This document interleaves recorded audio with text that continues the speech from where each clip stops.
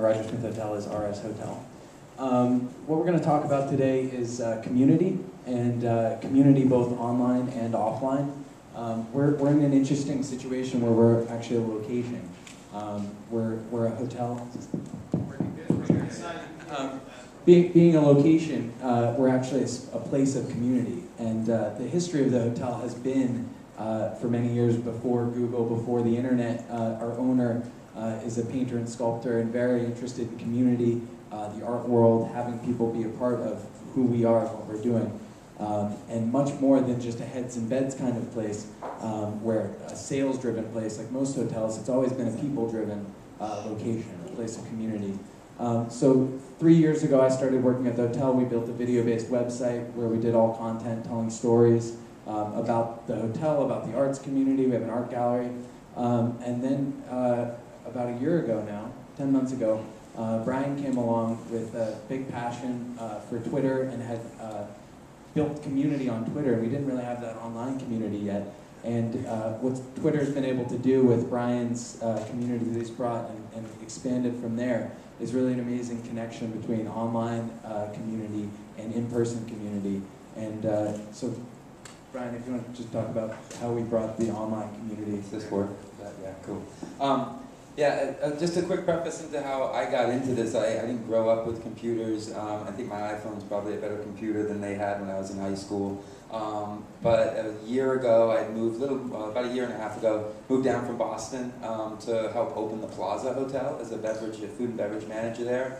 And the girl I was seeing at the time was in digital media. And through osmosis, I was learning a little bit about this. And unfortunately, after 3 months at the Plaza, I was diagnosed with 13 tumors on my spine.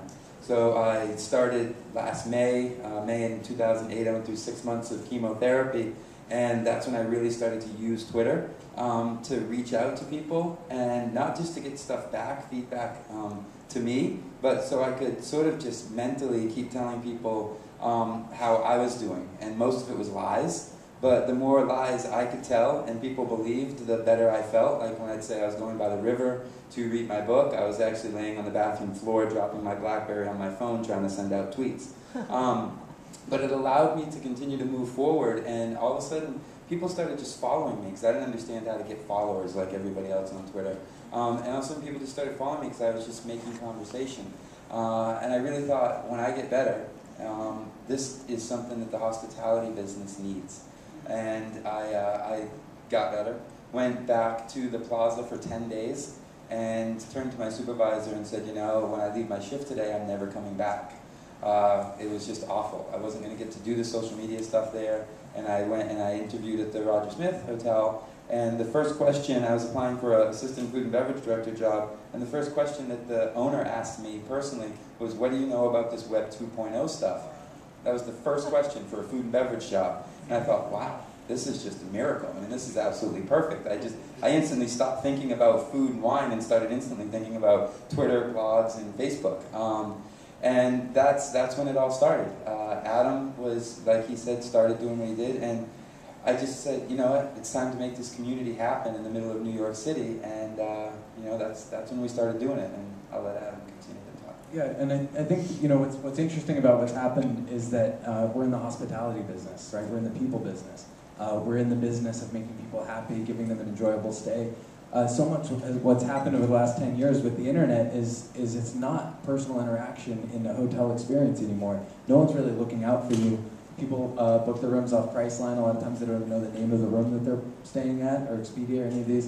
And it's very impersonal. What we've been able to do with Twitter, and with Brian having this expertise in just raw people, and 30 years in the hospitality business, in restaurants, and then this experience on Twitter, interacting with people, building community. We started to build this community, and having you know, the hospitality business be about people.